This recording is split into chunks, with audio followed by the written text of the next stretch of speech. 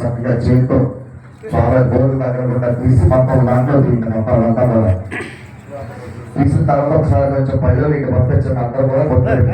తర్వాత చందనాభిషేకం స్వామి వారికి ఇచ్చినటువంటి చందనాభిషేకం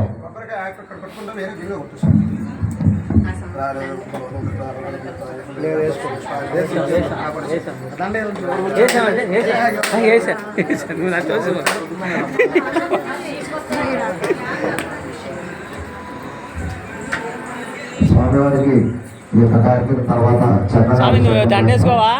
అందరూ కూడా చక్కగా వీక్షించండి. ఒక పాట పాడుకుంటాం. జై రామచంద్రమూర్తికి జై ఓం స్వామి.